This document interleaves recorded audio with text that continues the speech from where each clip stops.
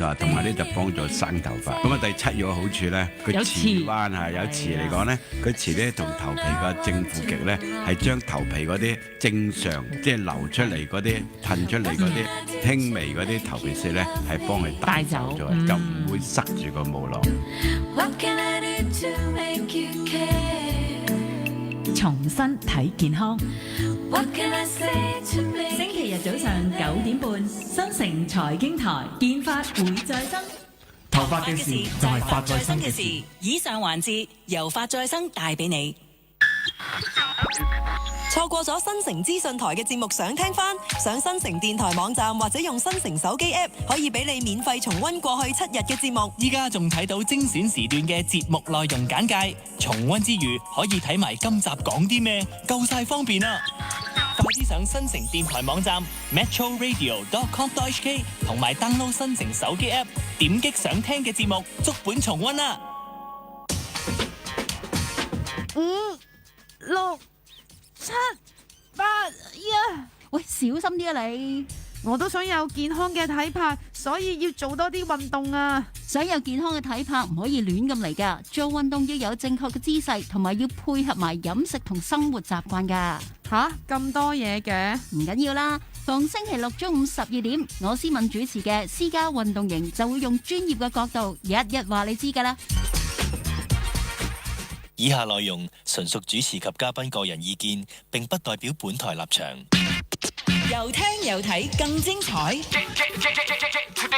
即上新城廣播 Facebook 專頁收睇直播。超 Love 群組由 HK Romance 送上。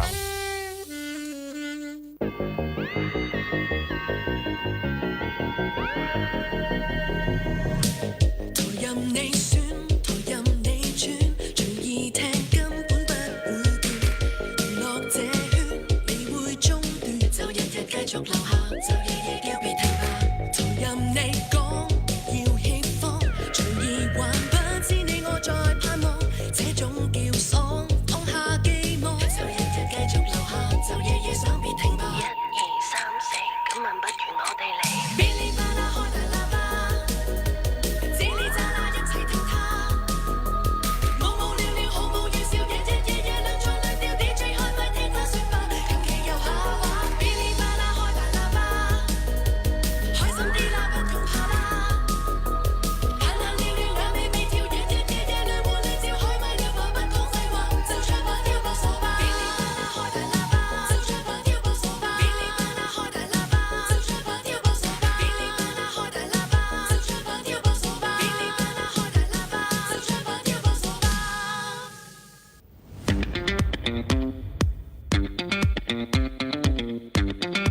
11點10分嚟到星期三晚嘅嗶哩吧啦開大喇叭，大家好，我係 Henry 張浩南。大家好，我係 Tracy。好啦，咁我哋仲有今晚嘅嘉賓主持啦 ，Anita。Hello， 大家好。咁 Anita 今日帶咗兩位嘉賓，好似係比較特別嘅喎。係啦，今日咧就有別於咧一對男女情侶上嚟啦。唔係，我就咁睇以為係一對。係啦，一對男情侶係咪？所以一定要問清楚，你解釋下先嚇。又會唔會係一對父子咧？阿爸帶個仔上嚟相睇，阿 Tracy 咁樣，會唔會咧？唔係嘅，咁唔係啦，就係好特別嘅佢哋身份，因為咧Joshua 咧就係經常喺我哋 HKRD 嗰度咧，就係教9型人格，咁同埋咧就係教16型人格，係啦，佢仲係一個催眠治療師嚟添㗎。哇，係好犀利喎！係啦，咁所以咧，佢係好多時係會輔導我哋啲客人啊，同埋喺個班嗰度咧就帶嚟大家啟發嘅。係。咁另外咧，隔離呢位白色衫嘅阿 Jo 咧，咁佢就真係單身人士嚟嘅，係啦。咁就我其實一路見到佢應該都係一個幸福嘅男士啊，跟住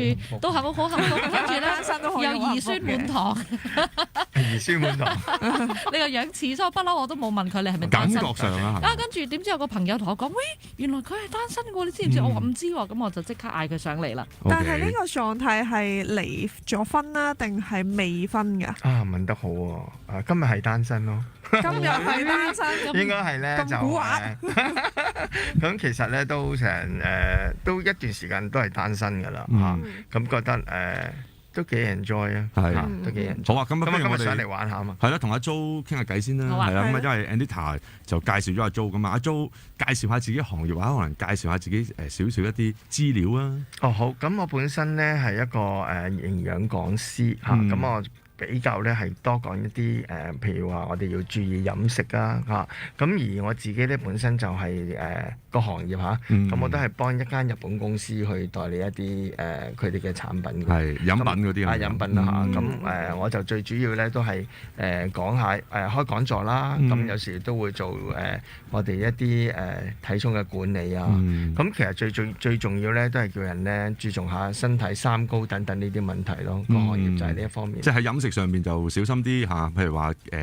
每一日可能譬如攝取呢一個卡路里啊或者脂肪嗰啲就要去計數，喺呢方面係咪都係你即係經常係提議即係叫人小心啲嘅地方咧？通常咧，我哋做營養師咧，有時都係幾乞人憎嘅，叫你唔好食呢樣，唔好食嗰樣。所以係咪咁樣揾唔到另一半啊？但係其實啲營養師係咪係咁食叫人唔好食嘅嘢㗎？咁我又唔係，我比較注重，我覺得好多時我都建議人哋咧就少食多餐嘅。咁其實最主要咧，我哋都會講咧，盡量都係7分飽。就唔好食到咁，因為同個自由基有關嘅。咁所以有時我哋都建議咧，大家咧即係後生就冇所謂啦，因為後生咧佢哋都覺得咧自己如果佢嘅運動量係大嘅，新陳代謝快，新陳代謝快係 OK 嘅。但係如果當我哋隨住年紀嘅增長咧，我覺得大家真係一定要注意下呢方面飲食㗎啦，因為好多嘅高危啊或者係病啊咁咧都會隨住你嘅年紀增長咧而有所增加嘅風險咯。係，所以就變咗飲食上面記住呢個定律7分飽，一定要就係非常好㗎啦。但係我諗好非常營養師啊！香港好多人，譬如話我哋識好多朋友啊，食出去飯局啊應酬啊，好少係感覺啲朋友係用7分飽，即係通常都食完咗，哇好飽，食唔到啦。你食一下，即係類似係咁樣嘅。咁呢個其實有冇方法係令到大家可以容易做到咧？嗱，其實咁樣講啊，最緊要係個意識，因為當然啦，你問我自己都有時我哋都會破戒嘅，咁我就會譬如我而家啦，因為我已經去到58.5歲啦嚇，就58啦，點5唔好講啦。咁我就會覺得夜晚嗰餐其實盡量係戒澱粉咯，甚至乎我有時係唔食飯嘅。咁我哋講嘅7分飽其實係因為咧，其實要知道個邏輯啊，因為你食10分飽，咁佢亦都要用好大嘅 energy 去消化。咁其實佢嘅副產品某程度係自由基。咁你係唔需要食到咁飽而產生過多嘅自由基，因為自由基咧係令到我哋身體大部分嘅病源都係由佢產生而嚟嘅。咁如果你增加咗呢樣嘢喺身體裏邊，你個風險咪大咯。所以你唔需要食，因為我哋其實真係唔需要食到太飽嘅。咁有時嗱，你見有啲人咧好健康，朝頭早食1隻蛋就已經 OK。咁但係我就唔建議大家唔食早餐咯，因為個身體機能咧，佢喺度等待咗咁耐，就係想你起身咧，有啲嘢俾佢消化下。但係你又唔食嘢，咁你諗下啦，如果你真係12點鐘瞓，你8點鐘起身又唔食早餐，你要等到晏晝先食12點嘅，哇！你足足身體有12個小時唔食嘢。會有啲人問咧就話：唔食早餐，食嗰餐晏咧，吸收得仲多，會唔會係啊？某程度你當你空肚嗰陣時，你乜嘢落去佢都會搶住去吸收㗎啦。但係有時我哋覺得會有一樣嘢就係話你嘅基本嘅代謝你都需要能量嘅。當然啦，坊間上有好多嘅辟谷啊，或者係斷食啊等等。咁我每一樣嘢都有佢嘅理論但係如果我哋人嚟講咧就唔需要食太飽，呢個意識一定要有咯。係啊，我都試過，因為咧我一個禮拜，我又唔係刻意去減肥嘅，咁啊嗰個禮拜有啲唔舒服，咁我就冇乜點食澱粉質啦，咁加上咧就冇出去飯局應酬啊，又冇飲甜嘢啊，即係冇糖分啊，咁我嗰個禮拜係自然瘦成10磅。係啊，你講得好啊，因為其實好簡單嘅，就係平時一日6餐，餐餐都飽嘅。咁你好啦，當唔舒服嘅時候，你可能一餐2餐，但係你嘅份量係食得少嘅。咁其實嗰度即係此消彼長咧，一對比落去咧，其實你平時嗰個飲食係幾唔健康嘅，係咪？係啊，其實阿香講得好啱啊。其實咧，如果你少食一啲澱粉，再加埋你減埋甜或者係糖類，你根本上咧，你個身體嘅機能其實係好健康嘅，即係我會建議係咁樣少食澱粉即係齋食肉啊？嗱，我哋如果你BMI 啦，記住你7分飽，咁你諗下啦，如果你食咗肉，咁你係咪會有少少浪肚啊？不如咁樣講啦，我建議呢，我哋嘅中國人嘅文化呢，其實係應該要食水果先嘅，或者係生菜先嘅半個鐘頭，因為佢會自動會產生一啲消化細菌。咁我酵素啦嚇，係啦酵素啦嚇，佢可以幫你呢。即係話，如果你身體有3000個魚鱗兵諗住去打呢場仗去消化嘅，咁你而家揾到啲外援，就係你食生菜同埋一啲水果啊，咁樣或者飲碗湯啊，咁你本身呢，你會晾住咗，咁你就唔會食太飽。其實我話俾大家聽，你自己諗下，你食太飽嘅原因係個動機嚟嘅。係個動機嚟嘅，你係唔需要食咁飽嘅。只不過你去到自助餐，當然啦，俾咗錢，我梗係瘋狂啦，係咪？又或者你夾錢出去食飯、飲茶、食飯，喂，我俾咗錢。唔係咯，食2粒蝦餃又係夾嗰份。係啦，冇錯 ，exactly 1粒蝦餃你都要俾咁多錢。係，所以我有同事試過話要夾翻1粒蝦餃嘅錢。咦，咁啲女仔咧唔 enjoy 即係同你講呢啲減肥健康話題㗎？嗱，如果你話女士們佢哋。梗係會同你講啊，借啲意，我想了解下啦。咁其實通常都做唔到咯。梗係做唔到啦！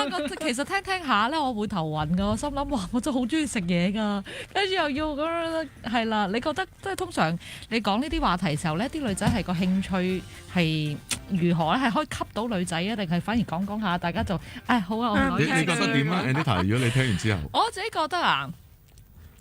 其實我自己同阿 Jo 咧都食過唔少飯㗎啦，係啦，飲茶。但嗰幾餐飯都食得唔飽嘅你。唔係，佢有冇成日提你啊？梗係冇啦，我都唔知佢咁健康啲，因為我以為佢真係飲水健康，所以咧佢出去食飯時候咧完全唔講呢啲嘅，其實佢就講啲好即係老生常談嘅話題，因為當然啲健康嘅嘢可能講開就講，但係佢唔會講咁詳細嘅，係啦。咁我覺得所以我覺得阿 Jo 咧其實佢係嗰啲又 keep 得好好啦，聽佢頭先嗰個生活習慣咧 keep 得好好，跟住咧同埋講嘢又風趣幽默啦，俾我感覺咧係一個風頭躉嚟㗎，係喺人群之中咧，佢經常都係人緣好好，開心果風頭躉咁樣。係，反而咧我哋一開始節目就同阿 Jo 傾咗好多即係關於佢職業嘅嘢啦。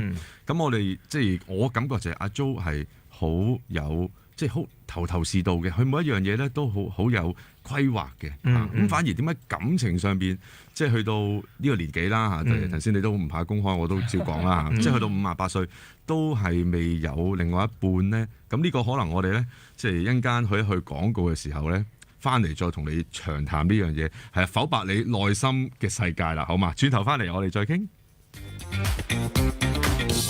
嗶哩吧啦，開大喇叭。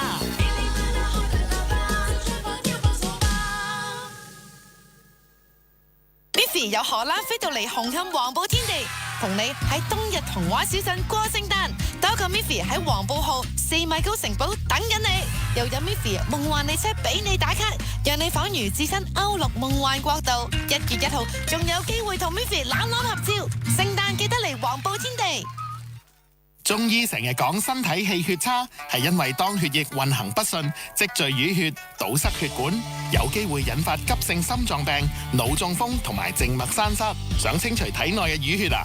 逢星期二上晝9點，原來生活好快樂時段內血管清道夫環節，主持有我麥卓華，聯同註冊中醫師何家瑜，以中醫學角度教你固本培元，由根源改善血管健康。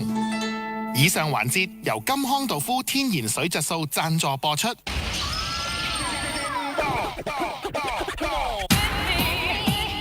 樂生業創造傳說，Hey Cool 先買後付平台呈現新城勁爆頒獎禮2022，勁爆元宇宙送大禮。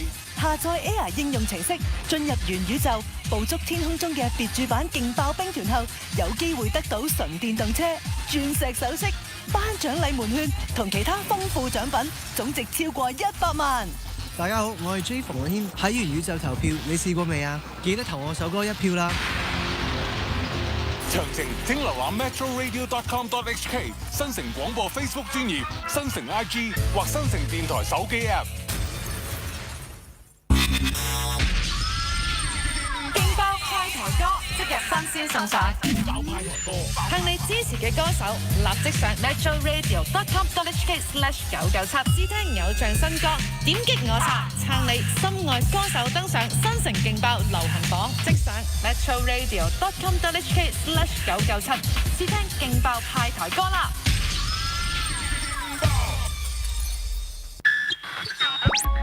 新城電台全日24小時全渠道廣播，只要你上新城電台網站 metroradio.com.hk 或去 App Store、Google Play 免費下載新城電台 App， 即可免費重溫財經台、資訊台及彩訊台過去7日嘅節目。上新城廣播有限公司同新城財經台財經直播 Facebook 專頁以及新城官方 YouTube 頻道新城 Play， 仲可以欣賞精選視像內容。想就我哋嘅聲音廣播或者視像節目提供意見，可以喺辦公時間打嚟36988210，透過電郵 prenquiry@mbc.com.hk 或寄信嚟紅磡灣郵箱84228號，俾新城電台公關部。新城電台線上線下無縫銜接，一樣精彩。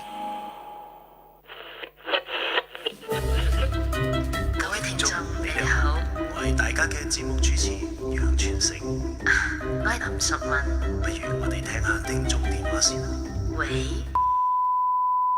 留意住逢星期六早上10點到11點，新城資訊台；星期日晚上7點至8點，新城財經台。有我楊全勝加埋林淑敏，知識做老闆。嗶哩吧啦，開大喇叭。主持范振峰、張浩林、潘子峰、凌志浩。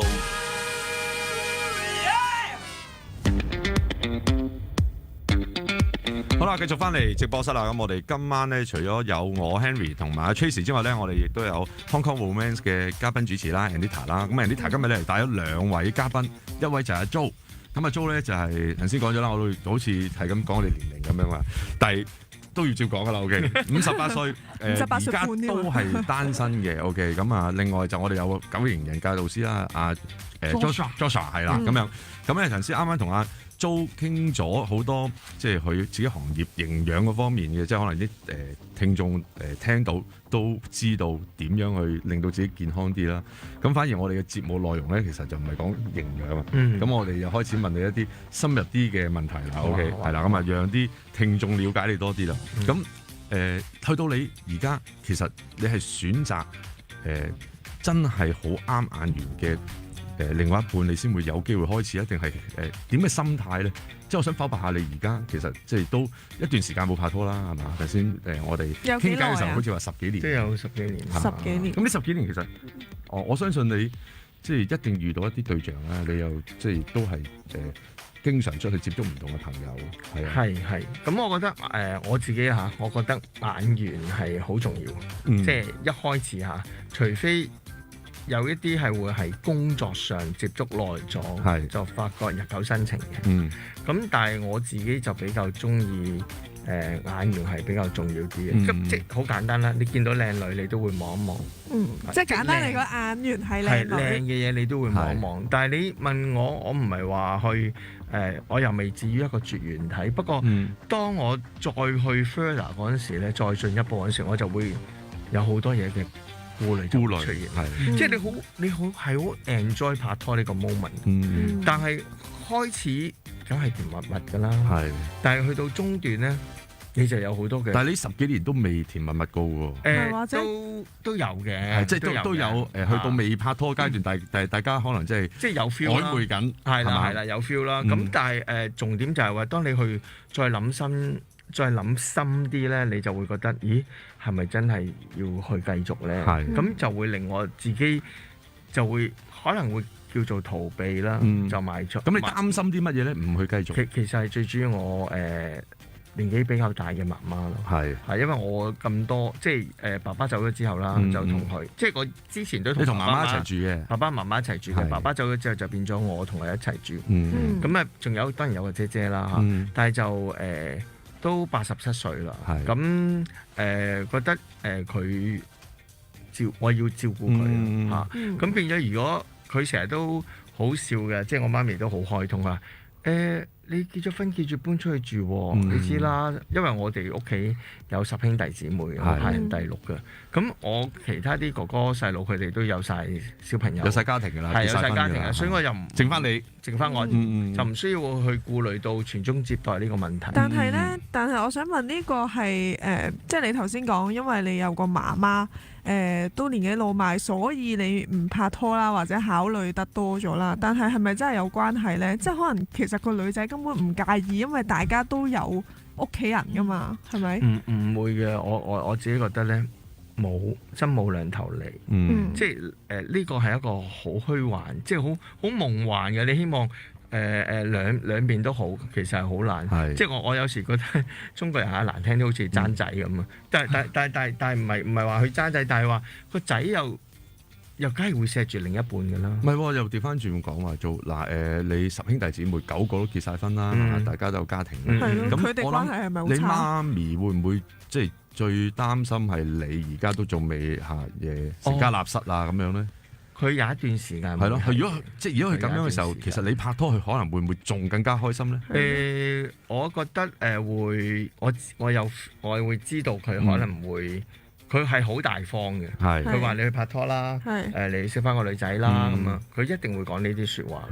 但係我知佢好想我留喺佢身邊咯。咁但係你拍拖都可以留喺佢身邊，所以多咗個人啫。我會 enjoy 拍拖。我會 enjoy 去拍拖。頭先我都講我會 enjoy，但係去到再深遠少少，你就會開始會諗多啲。咁你就會自己會可以用工作去盲目自己，去做嘢咁咯。但係呢個你工作麻木，跟住你擺得更加多時間喺工作，其實你媽咪攞你嗰個時間都係少咗。唔係，因為咧唔同嘅，因為工作你始終都係要工作，係咪？咁譬如話感覺就係話我好多時我會早餐同晏晝都同佢一齊嘅，因為我有時我嘅工作多數喺夜晚，但係我有時見客我都係安排夜晚。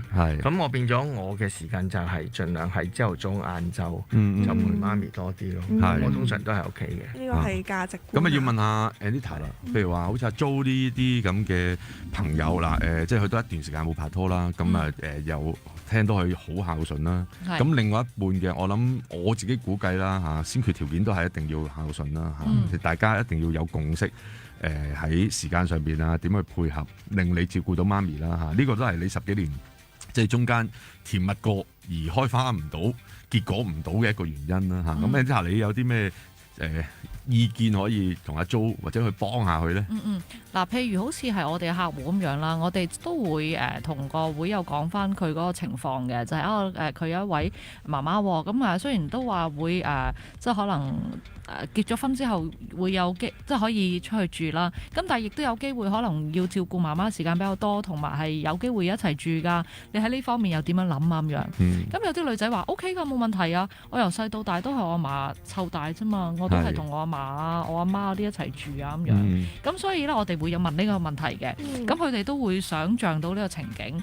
咁而到真係結婚咧，我哋亦都有啲會友咧，佢係真係同嗰啲阿媽即係男方嘅阿媽一齊住嘅都有啊，都相處得好和睦。其實最緊要睇下嗰個女仔開唔開心咯。即係阿媽又同個女仔相處得好開心，咁其實都 OK。好似我自己都係，我阿嫲咧又係同我阿媽啊、阿爸啲由細到大一齊住，所以我依家同我奶奶一齊住，其實都唔錯㗎啲關係。要好多個你咁嘅女人咯，佢先解決到呢個婆媳關係。係啊，我奶奶仲要煮飯俾我食添。你同我一樣啊！我太太係同我媽咪一齊住，好 friend 係咪啊？相處得都相當唔錯。係啊 Jo 你會唔會考慮下咧？我哋呢啲賢良淑德嘅婦女應該啱你㗎喎。嗱，我會咁樣去睇咧，係有嘅，都係幾珍貴嘅。但係我覺得即係有時可能我會諗多咗，咁我又覺得即係我曾經可能我遇到有呢個咁嘅陰影咧，即係我覺得佢係好嘅，佢都係對我好好，對我屋企人都好好，但係佢始終都希望自己有自己嘅獨立嘅家庭，而呢個就係我同佢之間嘅衝突，即係佢未必願意同我屋企人住嚇，有時我都明嘅，有好多人都話：喂，佢嫁俾你，即係唔係嫁俾你個家庭喎？所以你哋個 case 係好好嘅，即係當然會有啦。但係你問我可能我唔敢離開我自己嘅舒適範圍啦。我可能呢個係呢樣嘢。係或者係咁樣講咧，我覺得你係好滿足現狀。哦，我覺得 Tracy 講得好啱啊！即係我 enjoy 呢個 moment，我或者好滿足呢個狀態。因為好多人都問過，即係大家咧喺我呢個年紀都講緊結婚生仔。你咩年紀啊？我都就快30啦。真係睇唔出啊！即係大啲啊嘛。唔係咁，然後咧就好多人都話，即係我係冇打算生小朋友嘅。咁係因為咧，我心裏邊有條數咧，我覺得同阿 Jo 好似嘅。你生命咧多一個人，其實咧就係攞咗你多啲嘅時間。咁你自然嗰啲時間咧，對於你嘅家人啊、朋友啊或者其他人咧係減咗嘅，即係呢個係好 fair 嘅。咁然後我就覺得我冇必要即係結婚生仔咁急啊，因為我覺得而家呢個 moment 係非常之好。你依個時間係諗呢樣嘢啫，即係隨住你年齡嘅增長啦，或者你遇到唔同嘅處境啦，你可能個諗法都會改變。係，但係我就可能都好似佢咁樣諗，即係我身邊有啲人冇咗嘅時候，我先可能會覺得我要有多一個。我同意一樣嘢嘅，我覺得Tracy 講得啱就係Jo佢喺而家呢個生活環境裏邊咧，係佢唔想係有改變、有變化係啦。當遇到另外一個嘅時候，其實你又唔係唔想去試，或者唔係唔想同佢發展呢段戀情，但係重點係你有好多嘢喺後邊有個包袱，你會擔心好多嘢，而令到你行一步退一步，行兩步退一步，咁即係嗰件事係行唔到一個目標。咁你知嘅啦，女仔好多時。你去見你個態度，即係又唔係好肯定，咁其實會唔會好多戀情就咁樣無疾而終呢？嗱，我認同嘅。嗱，我首先我講我自己擇偶嘅條件啦。我第一時間我會覺得，我會睇佢點樣對佢自己爸爸媽媽先，孝唔孝順先。呢個一定要睇，即係如果唔好扮嘢咯，即係睇到㗎嘛，有好多嘢，即係一個脾氣係好重要。點樣可以扮啊？賢良淑德好多都可以扮得出嚟㗎嘛。一開始即係你唔覺得拍拖永遠都係遮遮掩掩最靚嗰面？人最靚嗰面就係拍拖嘅時間㗎啦，跟住熟咗之後最醜惡嗰面就出埋。唔好意思啊，得罪，即係我唔係話女仔男仔都會係咁嘅，即係我討好一個女仔嘅，我會諗下哇買咩花俾佢啊，哇等佢咩失驚無神啊，即係我都試過呢啲，我都好浪漫嘅其實，但係你要發覺原來佢某程度好希望你嗱，如果我哋結咗婚咧，嗱你就最好搬出嚟啦，就最好咧爸爸嘅生意你唔好掂啦，你就即係。已經開始又扣分。一個問題我想問嘅，其實你係咪唔介意單身？我又真係唔 enjoy 單身。係啦，咁呢個就係你背內心個答案咯。即係如果你係咁樣嘅情況底下，我相信你要遇得一個真係唔好話100%啦，起碼有90%係同你好多嘢係配合得到嘅，你先會展開呢段嘅關係咯。阿 Harry 講得啱，可能亦都係我自己嘅問題，即係我可能未必肯犧牲自己一啲嘢而去配對對方嚇。呢個係阿 Harry 講得好好嘅，即係自身都係一個問題。同埋你嗰件事，大家都係要即係叫配對，咁對方都要睇噶嘛，係啊，即係唔係淨係你自己嘅要求。嗱，唔係淨係話我自己，可能女仔都覺得，你咁㗎，係啊，都會咁坦白講，係啊。呢個 case 好似都需要你啲咁專業嘅花啲時間去處理喎。其實咧，不時都會有呢類男士㗎，因為佢哋係長期單身啦，咁同埋單身嘅狀態又開心，兼且佢又有自己興趣啦，咁所以其實呢啲逼唔嚟嘅。係，但係咧我都要同阿 Jo 講，只要咧你願意嘅話咧，一出嚟咧1-2個月之內即刻拍得成拖，所以咧睇下你想唔想㗎啫，因為其實真係好容易嘅。嗱，我覺得咧拍拖真係冇難度嘅，冇錯，拍拖係絕對冇難度，好有信心。我有信心，我對自己好有信心，拍拖係冇難度。但係跟住之後咧，咁就又要再係一個關係咯。即係我覺得一 starting 真係唔對我嚟講，但係我會好多時候我都會唔會去諗呢方面咯。即係我覺得比較 enjoy 去睇欣賞女性呢方面咯，我都幾 enjoy 嘅。係，其實都係只要佢開心都 OK 嘅，即係唔一定係要做我嘅客嘅。係，都係開心嘅。你話拍，我覺得咧。拍拖係好 sweet，真係好 sweet。係最靚嘅就係呈現喺嗰段時間。係，如果連嗰段時間你都呈現唔到最靚，係咯，你嗰陣時即係初頭開始嘅時候都唔開心嘅，咁你其實就唔會再有下一步啦。係，仲講將來講乜鬼啊？好，我哋喺去廣告翻嚟咧，我哋有阿導師啊，阿 Joshua 同我哋講下啲九型人格，好嘛？好。請即上 hkrd.com.hk 或 WhatsApp 51226952登記單對單約會啦。嗶哩吧啦，開大喇叭。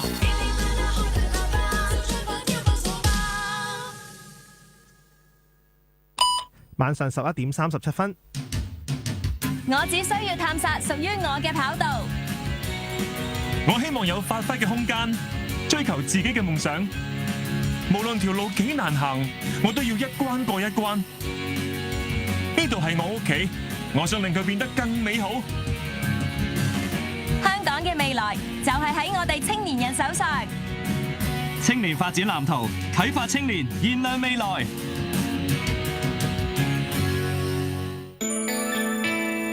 新城電台天氣報告。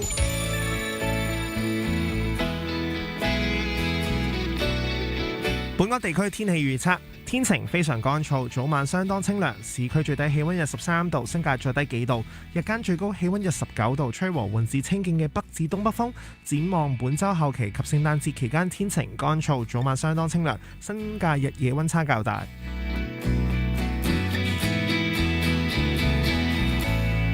天文台喺晚上11點20分錄得嘅更新氣溫係16.9度，相對濕度31%。請注意火災危險警告信號為紅色，表示火災危險性極高。失眠、慢性病、長期痛症永別啦！而家開始，我要過新生活。新城財經台逢星期日早上9點18分，重新睇健康內嘅邁向健康新世代。主持程海欣請嚟擁有30年經驗嘅愛麗健醫療資深保健顧問 Sandy Lee， 探討各種痛症，改善健康。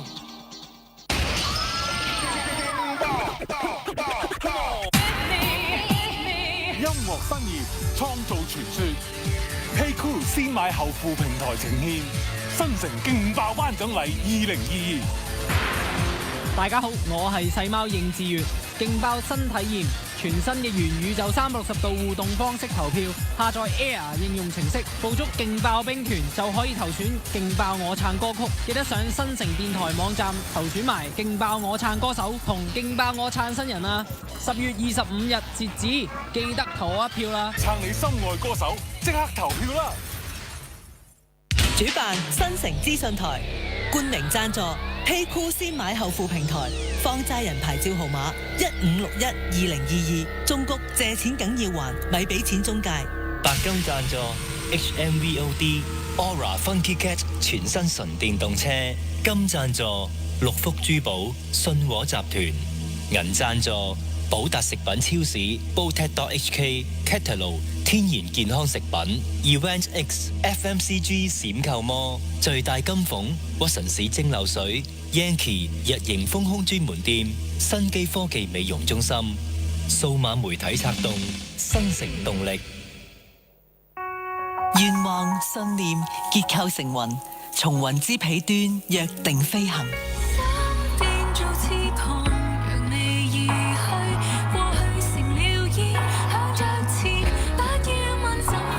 雲浩影首張 EP The Cloud 現已上市，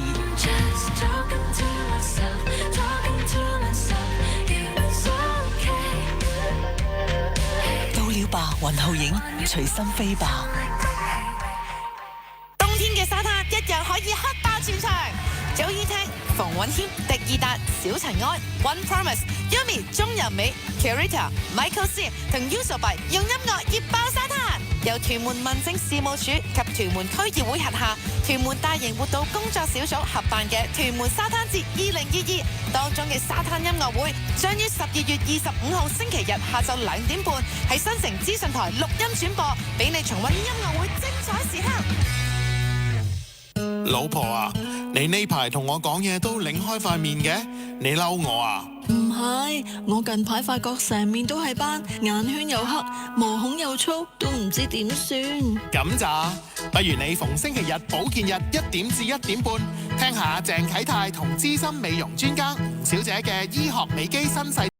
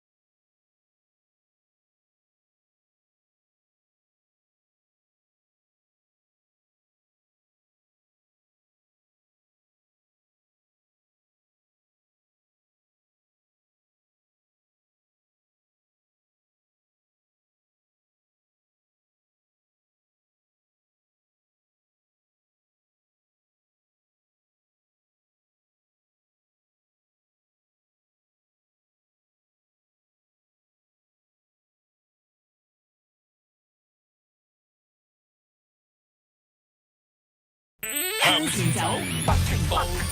FM 99.7 Metro FM 99.7新城資訊台。嗶哩吧啦，開大喇叭。主持范振鋒、張浩林、潘子峰、凌志浩。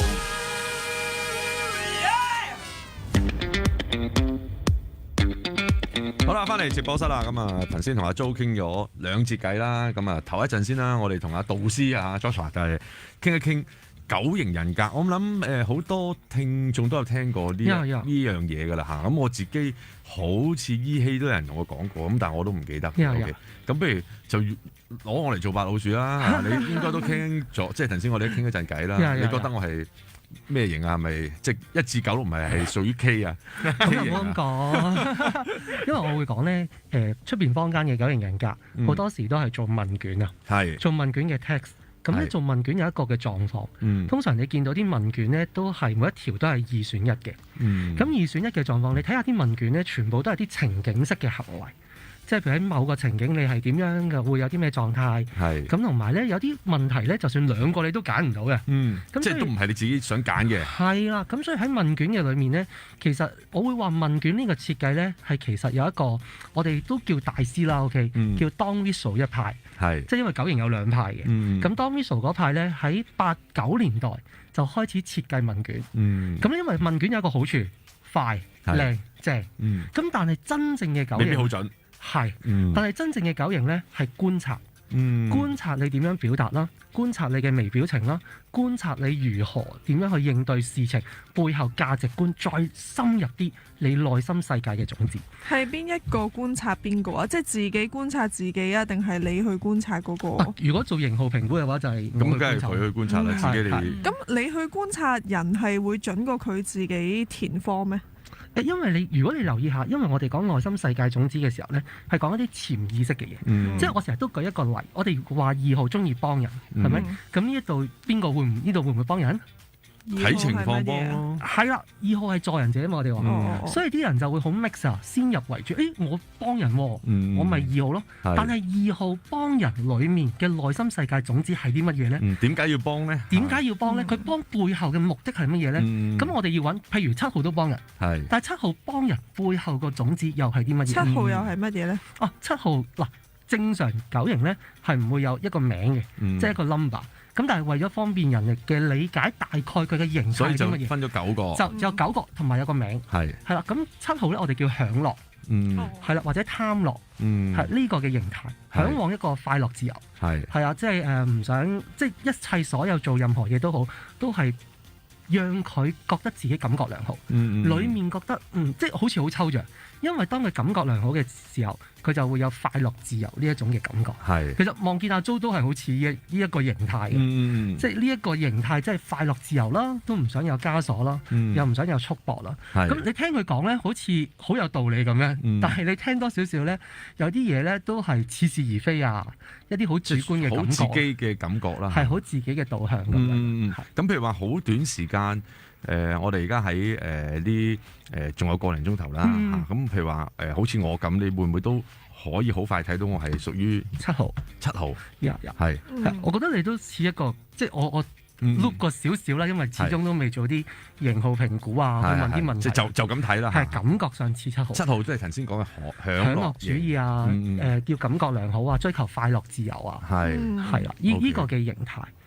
咁但係咧，你透過咧一個短時間嘅觀察咧，其實未必真係好了解嗰個人㗎嘛。係啊，所以我咪話即係純粹依個時間嘅感覺。咁啊，Tracy 係又屬於咩咧？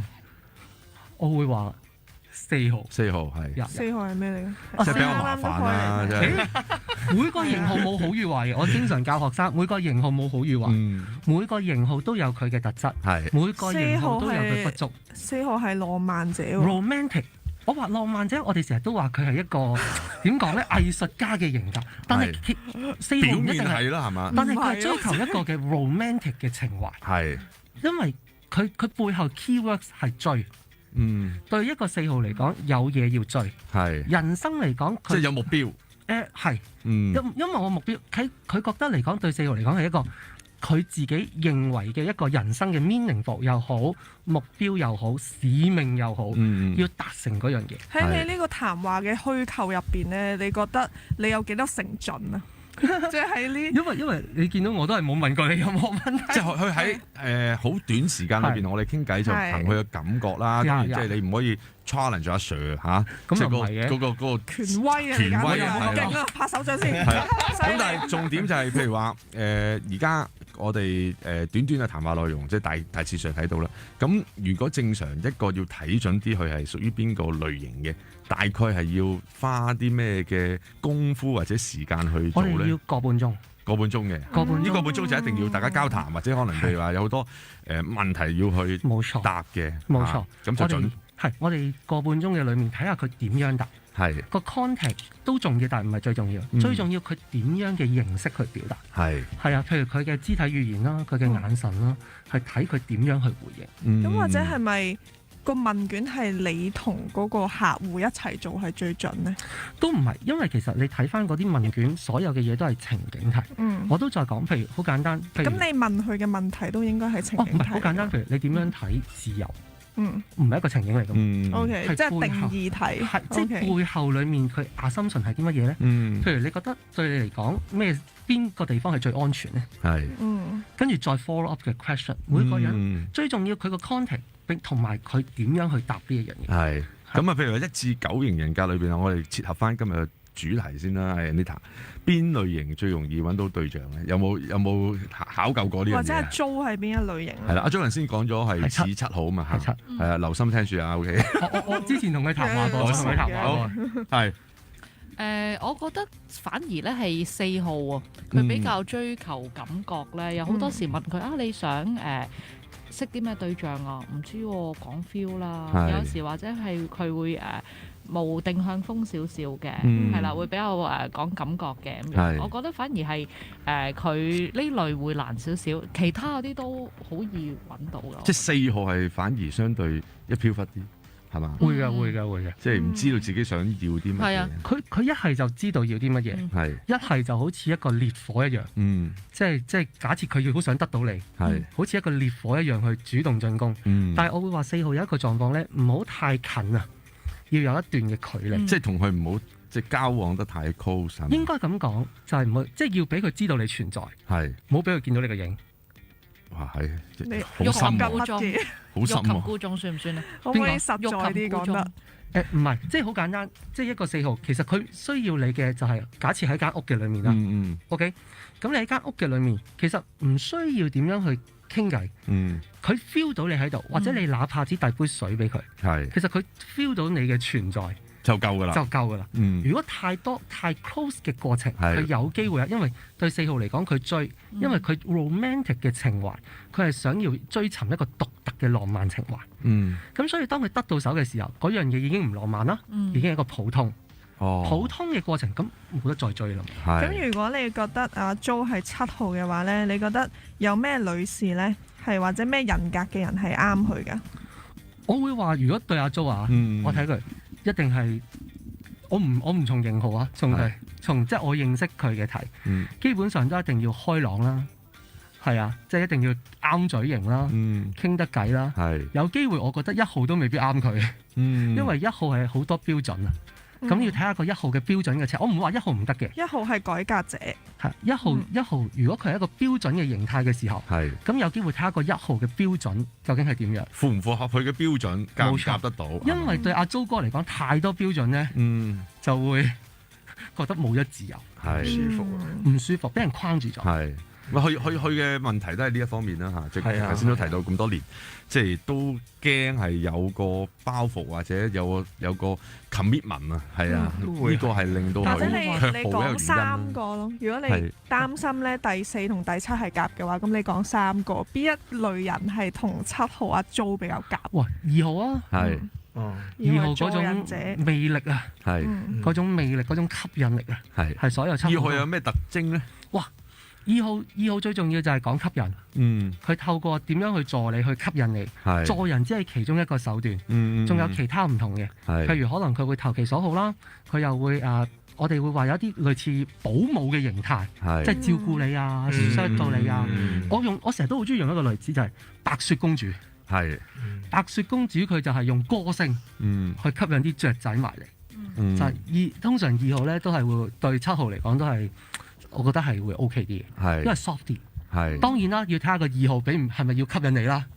如果2號唔係吸引你嘅時候咧，可能你都同佢都未必可以遇到啦。咁啊，Anita 喺呢一方面，你哋譬如話做配對，有冇都睇下啲9型人格去同人哋分析下咁樣嘅？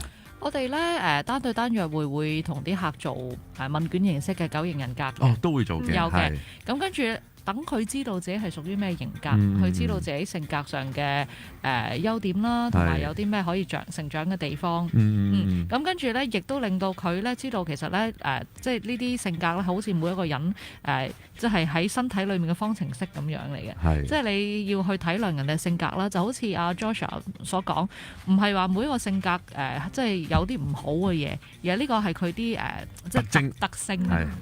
我會話其實唔係性格咁簡單，因為性格係可以後天環境轉變，而9型人格係講 bonding，即係你天生嗰粒種子，即係話你已經天生已經有呢粒種子，但係咪後天唔會影響呢？後天會影響嗰個型號健康同唔健康嘅狀態。同時我哋嘅即係我哋學嘅時候一個9型，咁我哋會講副型嘅。副型咧就係有3個副型，一個就係自保啦，一個就係社會型啦，一個就係性本能型副型。咁呢3個副型咧就代表緊後天佢所關注嘅導向，即係要配合埋1至9號，就再後邊有一個副型，每個型號有3個，係啦。咁佢就會多少少睇到個行為或者價值觀，或者佢關注嘅重點係點。咁你自己咧，你自己係咩型號嘅人啊？我自己係一個7號。7號係啊，但係你唔似㗎，你感覺上我唔似一個，因為我唔係一個典型嘅7號，因為我係一個自保型嘅7號，俾你感覺係踏實啲嘅。但咁感覺咧，即係我都會有啲玩嘅過程，但係我感覺即係譬如我係會 alert 多啲生活嘅需要，錢啦、物質啦各樣。譬如可能對我嚟講，朋友唔係最重要，但係社會型嘅7號咧係重視朋友多過錢。錢都重要，不過朋友對佢嚟講好重要，佢能夠為朋友去犧牲。朋友可以生錢噶嘛？咁樣得唔得㗎？都得嘅，但係對我嚟講咧，我唔中意交際。因為交際佢中意錢多啲，阿 Sir 中意錢多啲。生活即係食嘢啊，係啊，生活舒適啊。咁啊，剛才頭先都提過話，除咗咪1至9號啦，仲有16型人格，16型人格啦。咁啊，下一個鐘頭翻嚟，我哋再傾一傾啦。咁同埋下一個鐘頭咧，我哋都可以接下電話 Anita 好嘛？咁啊，睇下大家可以同阿 Jo 又傾下偈啊，或者你覺得阿 Jo 會唔會有啲乜嘢嘅內心嘅世界係打破唔到？同佢大家坦誠咁傾下，睇下會唔會可以令到阿 Jo 可以好快咁啊揾到另外一半好嘛？咁我哋下一個鐘頭再傾。好。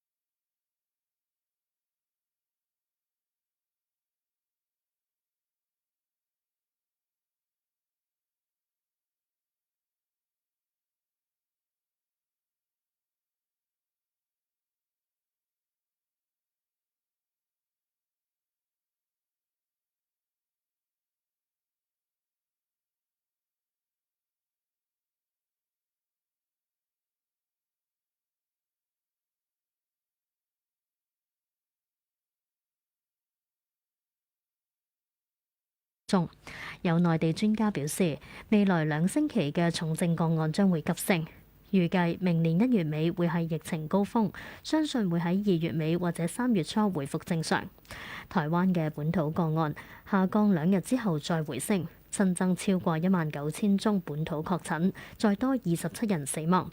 疫情指揮中心話，台灣嘅疫情正緩步上升，預計明年1月底至到2月初達到高峰，單日確診個案可能再度突破2萬宗。世界衛生組織專家話，由於中國新冠疫情浪潮，若果宣布新冠病毒全球公共衛生緊急狀態結束，係為時過早。烏克蘭總統澤連斯基啟程訪美，將會到華盛頓同美國總統拜登會晤，並會到訪美國國會演說，係俄烏衝突以嚟澤連斯基首次外訪。澤連斯基日前突然到訪東部頓涅茨克地區前線，探望烏克蘭部隊，向士兵頒授勳章，呼籲部隊保持士氣。美國官員話，華府將會宣布向烏克蘭提供18億美元嘅軍事援助，包括首次提供愛國者導彈。據報亦都會安排烏克蘭軍人到德國嘅美軍基地受訓。俄羅斯外交部警告美國，向烏克蘭提供先進嘅地對空導彈系統等同挑釁，俄方將會視呢啲武器為合法嘅攻擊目標。克里姆林宮話對澤連斯基訪美冇任何正面期望，重申睇唔出任何同基輔和談嘅機會。呢節新聞報道完。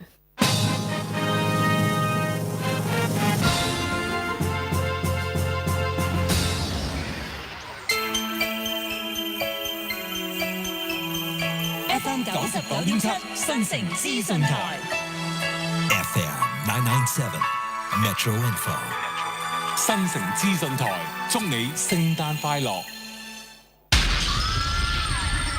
K-Cool 先買後付平台呈現新城勁爆頒獎禮2022候選歌曲 MC 張天賦老派。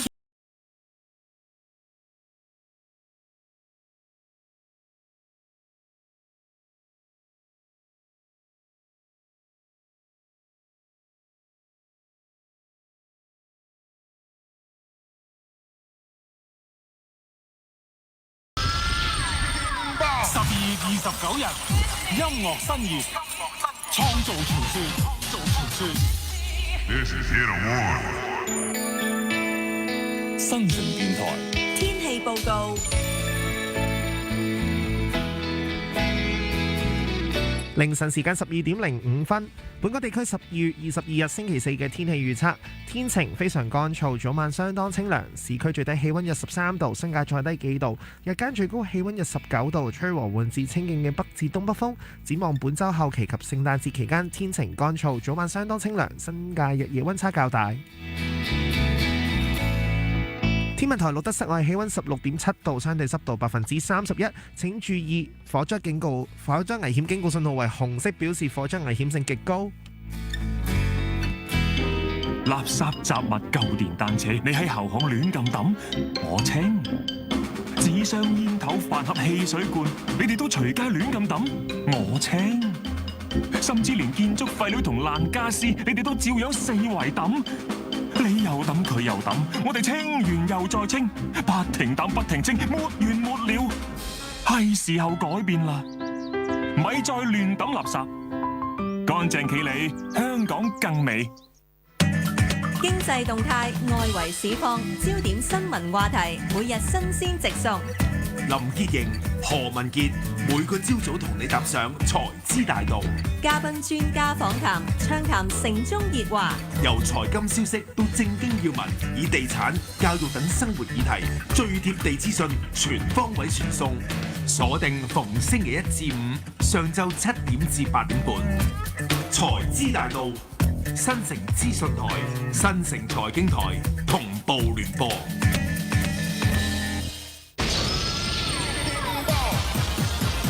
新城勁爆流行榜，12月份第3期勁爆本地榜嘅冠軍係爆。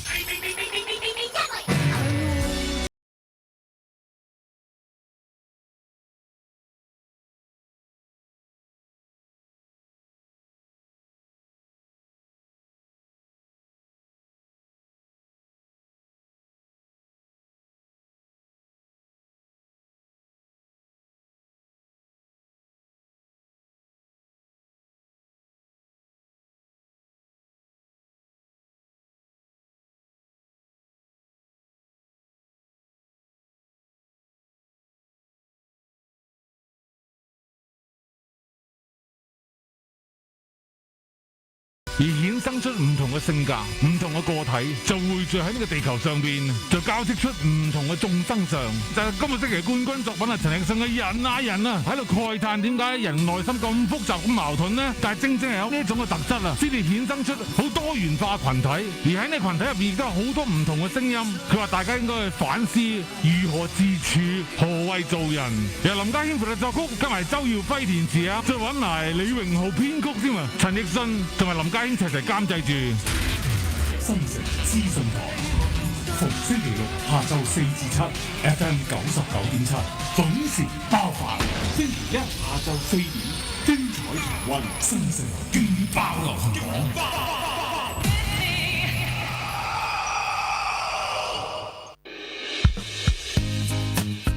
原來生活好快樂。作為一個打工仔咧，除咗呢個人工之外，我哋自己喺個工作上高有冇咁滿足感、有冇成就感咧 ？Life is a problem-solving process， 即係其實人生咧就係一個不斷去解決問題嘅一個過程。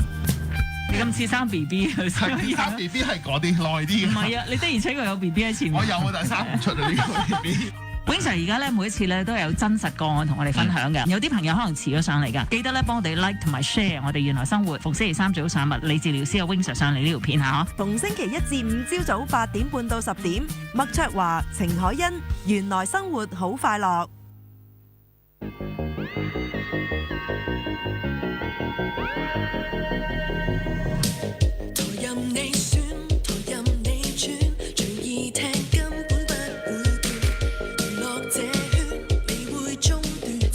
繼續留下，就夜夜叫別停吧。同任你講要協放，隨意還不知你我在盼望，這種叫爽，放下寄望。就日日繼續留下，就夜夜想別停吧。1、2、3、4，今晚不如我哋嚟。噼哩啪啦開大喇叭，嘰哩喳啦一齊聽它。無無聊聊毫無預兆，日日夜夜兩種兩調 DJ 開咪聽他説吧，近期又下話。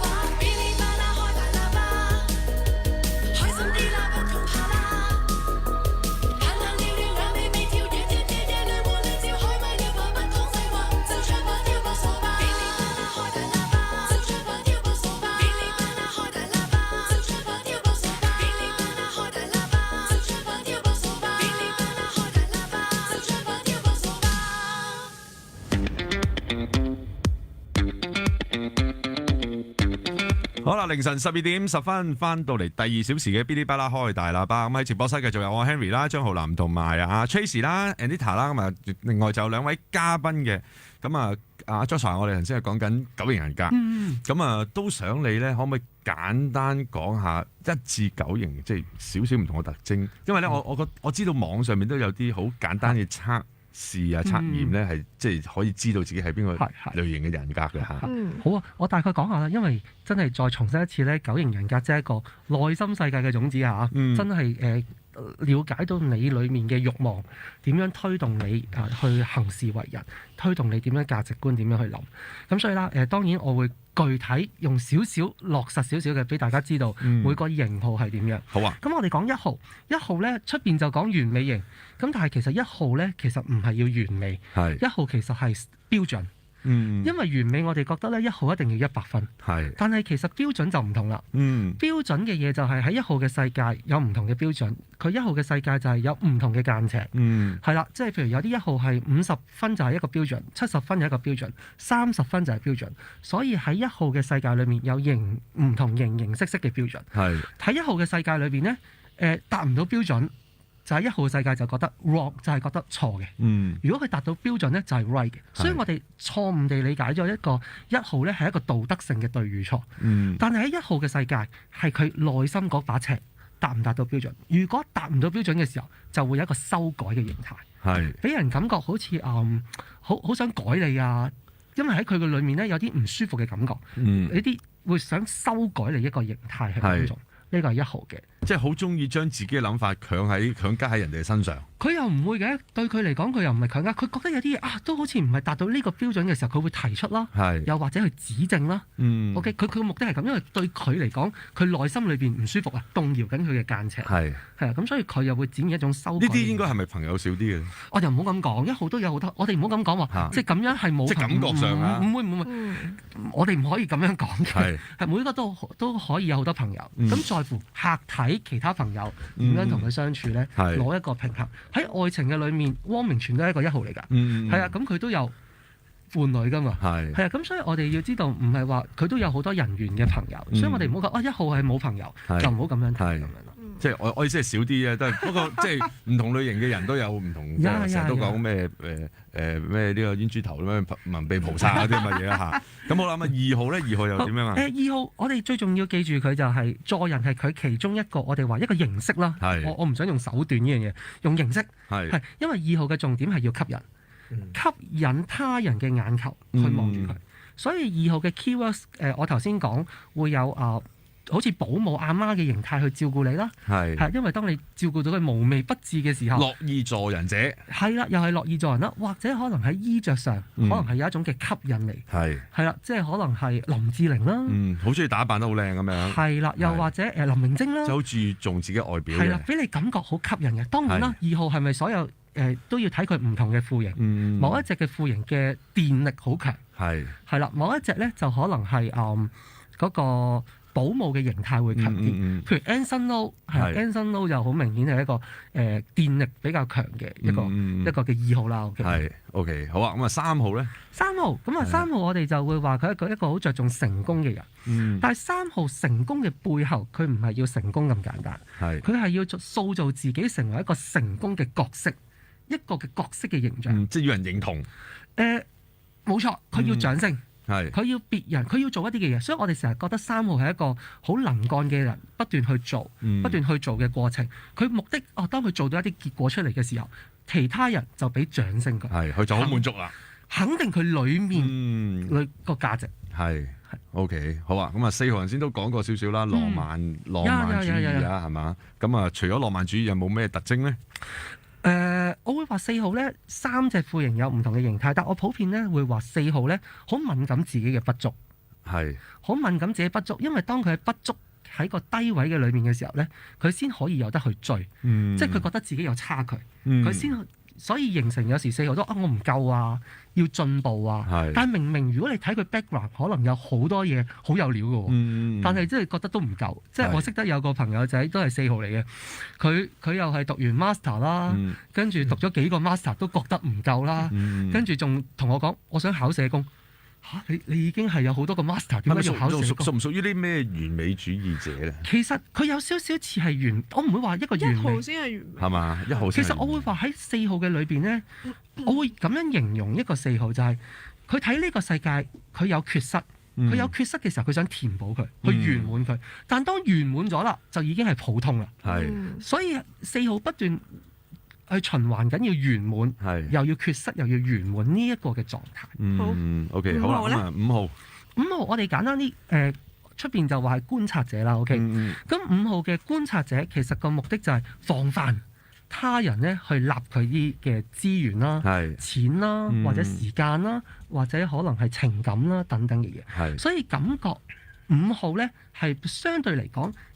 同人會有少少保持，即係自我保護嗰個概念好強嘅，都會係嘅。但係5號都會有朋友嘅，係啦。5號嘅朋友咧，我會話係有個形態就係一個小圈子式嘅，因為當個小圈子啊嘛，佢會觀察你，究竟你會唔會立我嘢多啲咧？如果你覺得安全啊，咁啊俾你入嚟啦，係啦，或者你班朋友，更多嘢跌出嚟喎，我跌一樣嘢出嚟，我攞更多嘢。同時5號俾人感覺專家嘅形態，因為佢攞好多知識、好多嘅資源，俾人感覺係一個即係專家嘅一個狀況。係 OK，好啦，6號咧？哇，6號啊，6號係一個好抽象嘅形態啊。OK，我會話6號俾人感覺即係佢係一個忠誠啦，係咁，但係佢另外有一面就係質詢嗰一面。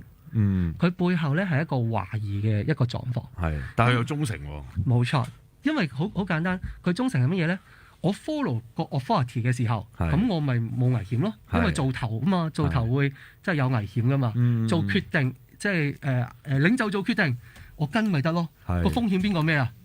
領袖咩？咁所以喺6號嘅世界好敏感風險，所以就喺6號嚟講，感覺係比較踏實、比較穩陣一個嘅形態。咦？咁同6號做朋友都幾好喎。都係㗎，質疑好簡單。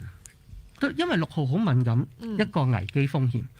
如果你啲嘢講到咁絕對嘅時候，佢背後有一個懷疑啊！你講啲嘢咁絕對，係咪真係啱嘅咧？佢就懷疑一樣，佢唔係懷疑嗰個人嘅特質。佢係懷疑啊！你啲嘢講到咁絕對啊！呢個世界話啲嘢咁絕對嘅時候，會唔會真係有風險㗎？你係咪冇諗過背後有啲咩風險會出現㗎？咁所以6號其實係幫佢咧去駕馭、去控制呢個風險。OK。咁啊7號頭先都講過啦，我哋唔重複啦嚇。咁啊8號咧？8號我哋會話感覺上係一個力量強者啊，霸氣啊，領導。領導係其中一個。館長。你睇佢嘅身形。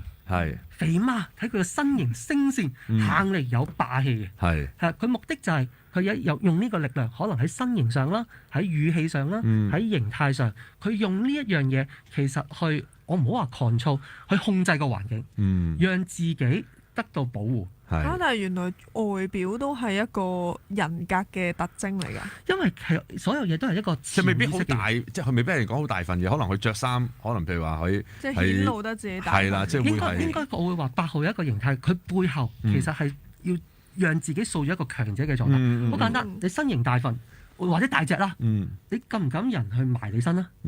即係劃咗個範圍。生人勿近嘅人，其實係保護緊自己。明白 ，OK， 咁啊最後啦，係咪9號啦？冇錯。而9號咧，我哋會話咧，佢出邊就話一個和平主義者啦。OK，但係喺9號真實嘅內心世界裏邊咧，其實佢係唔諗自己需要。哇！即係無私啊？唔係無私，佢懶諗自己需要。9號係好抽象。我曾經有個學生佢同我講，佢話佢覺得佢自己係佢望呢個世界係一個玻璃球。喺玻璃球去望呢個世界，即係好似宇宙主咁望呢個世界，佢冇進入呢個世界嘅，佢冇進入呢個世界嘅。點解咧？即係聽唔明㗎呢啲。點玻璃球咧？其實玻璃球係許願咁樣嘅啫嘛。唔係，即係好似嗰個聖誕老人嘅玻璃球個雪球，好抽離咁。佢因為玻璃球係一個世界啊嘛，即係佢入唔到佢自己。佢冇進入過呢個世界。佢其實佢文字上係想講乜嘢咧？即係佢係融入唔到呢個社會係咪啊？佢唔係融入佢存在喺呢個世界裏面，但係佢唔諗自己需要。即係佢抽離啊！冇錯，抽離到一個位。即係其實呢啲就可能譬如話好有自己諗法，唔合群啊！呢啲係咪？佢唔係唔合群，佢好表面上都進入呢個世界。當你問佢想點嘅時候，想食乜嘢，佢話冇乜所謂啊，就嚟唔表達自己嘅意見，唔表達自己嘅立場。咁所以內向啲咯，係咪啊？又唔係封閉啲啊？封閉啲又唔係封閉。我話9號可以好忙嘅喎，忙做一啲嘅嘢，咪唔使自己諗自己要咩咯。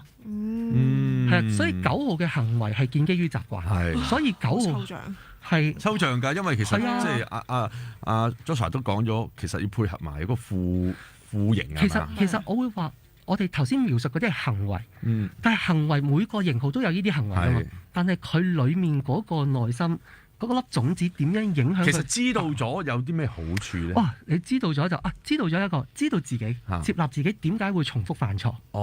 點解會有呢啲固執性思維？點解譬如阿租哥為例點解佢會咁樣選擇呢個嘅單身？其實背後都其實唔係佢價值觀背後，其實係佢粒種子。就要快樂自己。即係佢可能裏邊有啲嘢，佢覺得呢個係啱。解唔開，咁變咗佢有啲嘢之後嘅嘢就行唔到向前。冇錯。OK， 咁好啦，不如咁啦，我哋聽一首歌，咁啊聽眾咧又可以消化下阿 Sir Joshua 講嗰9型人格嚇，咁你上網其實都揾到啲資料，知道自己係屬於咩類型啦。OK， 咁同埋咧，我哋係可以聽下電話嘅。咁下一節咧，大家可以打1834997，我哋可以同阿 Sir 傾下偈，同阿 Jo 傾下偈又得，好嘛？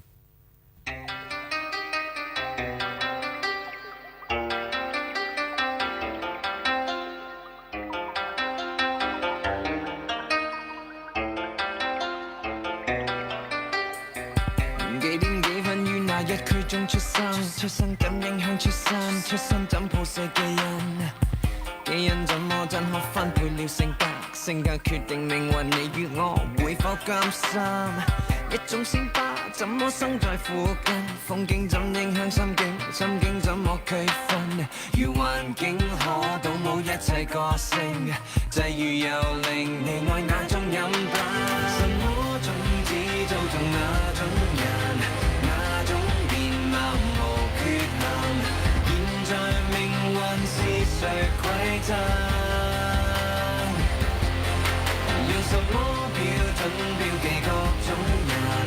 你今日又被評為那人，喜不喜歡這個身份？A pen's a pen, a man's not only a man。點樣分係乜型人？乜型人會變乜人？係 you are what you eat，定係 what you want？還是 where you come from？最後只想 to be a better man。九型人格邊一格最開心？我們是哪一種人？有冇得翻身？童年新衫，全身仿似革新，脫下校服，再次脫胎進生。什麼水果感染那種人？那種類別才過人。道別幸運是誰責任？用什麼標準標記各種人？你今日又被評為那人，想不想去一下身份？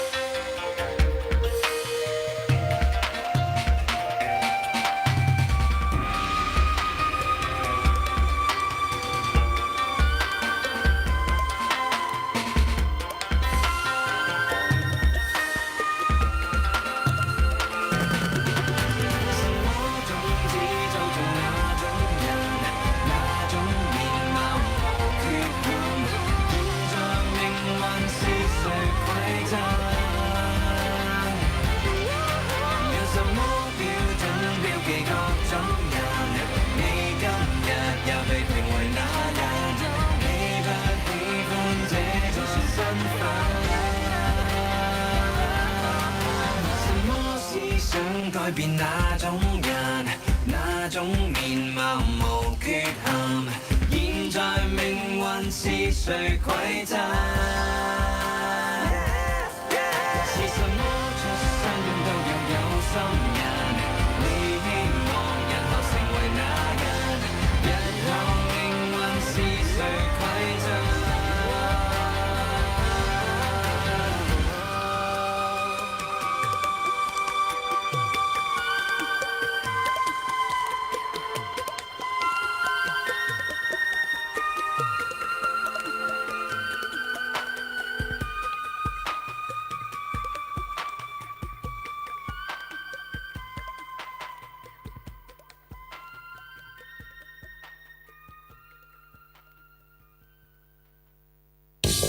嗶哩吧啦，開大喇叭！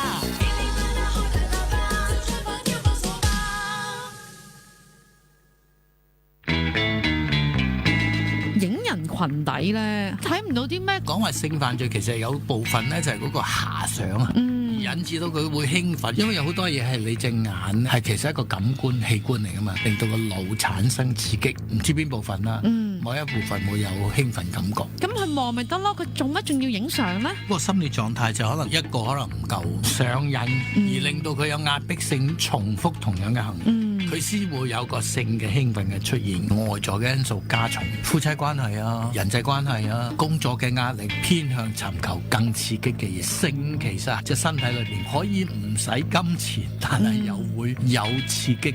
新城資訊台逢星期一至五朝早10至12，就由黎利揾嚟講。嗶哩吧啦，開大喇叭！主持范振鋒、張浩林、潘子峰、凌志浩。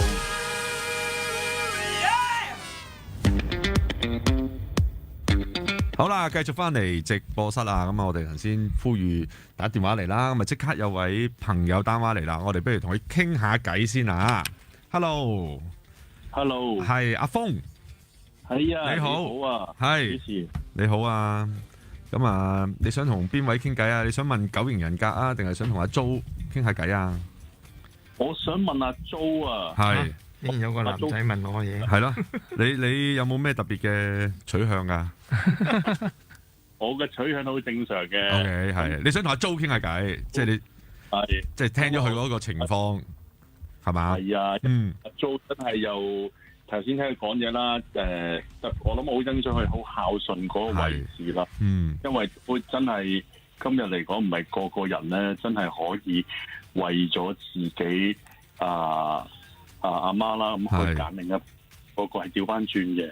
咁但係固然欣賞阿 Jo 可以咁犀利啦，可以為阿媽犧牲啦。但係其實男人都會寂寞㗎。咁你點去即係要做解決，或者去有時唔好話係點樣去令到心靈上可以諗少呢啲方面嘅嘢啊等等，我想了解下。係啦，嗱未阿 Jo 未答之前，我要提一提，我哋呢個係即係主流電台嚟嘅 ，OK， 咁所以你回答係應該要比較小心啲，唔好咁露骨。係啦，我會覺得需要呢樣嘢，佢自然就會發生㗎啦嚇。咁你話點樣去處理嘅？其實有好多嘅方法嘅。咁呢個係因應每個人嘅喜好啦。咁但係我自己有時覺得呢，反而呢一樣嘢已經可能你仲後生啦，去到某個歲數，你可能覺得呢個唔係咁大嘅 driver 咯，我覺得咁樣講，咁樣會好啲，因為我諗你都係好後生嘅啫，係嘛？咁阿峰你後唔後生啊？你需要係咪好大啊？我都算後生嘅，如果用120歲人頭嚟講啊。咁但係我聽阿峰把聲應該都即係後生得嚟都嚇，唔係話有翻啲年紀。係啦，有翻啲即係都係比較有冇結婚有冇小朋友啲嘅係咯。咁啊有啦，梗係有啦。我好奇啊，即係請教阿 Jo 咁樣啫。嗱，阿峰，咁你有啲咩意見俾阿 Jo 咧？嗱，孝順固然之真係好啦嚇，我哋中國人孝順就係要排第一啦嚇。咁但係我同阿 Jo 傾完偈之後，我又覺得佢嘅心結反而係多咗。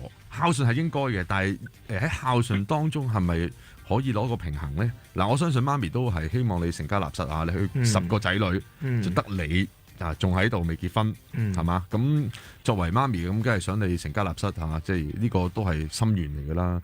咁喺成件事點去攞個平衡，點去配合，而令到大家都係即係唔會有衝突咧嚇？我覺得都可能我自己嘅性格嘅問題啦，即係我覺得係有少少學阿 Henry 話齋心結，係呢個係心鎖添啊，可能係。因為嗱，你又健談，做咗職業又接觸咁多人嚇，咁啊社會經驗又豐富，咁當然我睇你應該都即係咁多年啊，冇乜地方使錢都揾到啲錢㗎啦。咁你其實咁多條件都有啦，咁係個心結嘅啫喎。我覺得嗱，即係我哋呢啲嚇，好多時都俾人稱呼做鑽石王老五啦。咁但係其實個重點就係話係睇我要唔要啊。我反而覺得頭先阿 Joshua 都覺得嗬，某程度頭先阿峰打嚟我有時都覺得可能會比較 focus in 自己多啲嚇。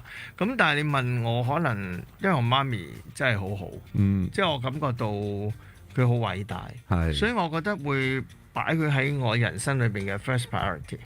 即係就算我而家有人叫我去做一啲教學嗰啲咁樣，由於太夜我都唔想去處理。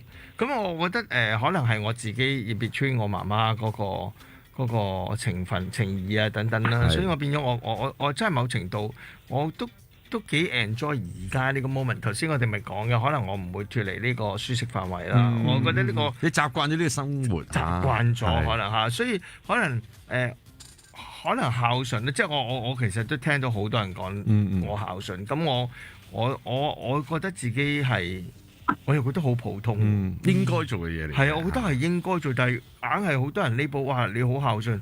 我有時都想問你好唔孝順咩？你識嘅朋友都好不孝。唔係，即係我又覺得嗱，孝順就唔使講啦，聽完之後一定係嘅啦。OK，咁但係喺嗰個生活裏邊，其實我覺得你可以攞翻多少啲自己咯。我都想係咯，即係你係放唔低，我又唔覺得你媽咪會介意，可能譬如話你有另外一半或者甚至乎即係帶另外一半翻嚟，如果即係大家可以生活到嘅，咁呢啲其實都係你自己嘅個人選擇咯。阿峰啊，你又覺得有啲咩意見可以俾到阿 Jo 咧？好啊，其實咧，我覺得阿 Jo 本身咧真係一個又有事業同埋有一個孝心啦。唔使太多顧慮嘅，有時可能你覺得真係合眼緣嘅話，不妨真係帶翻嚟見下家長。咁如果真係好唔夾，我覺得先再諗啦。因為人生其實真係唔係咁多時間，可能倒翻轉或者可能你媽咪都好想你趁有生之年想你多個終身伴侶咧，話唔定咧，係咪？可以考慮下嘅。如果82歲，我而家都行咗一半啫，仲有好多空間。係好啊，咁啊，其實即係阿峰都講得啱啦嚇，因為大家都覺得你孝順呢個就重複咗好多次，都唔使再講嘅。咁反而係中間點攞個平衡咯，同埋就係如果你另外一半本身都係孝順嘅，呢個都係你擇偶嘅，我諗先決條件啦嚇。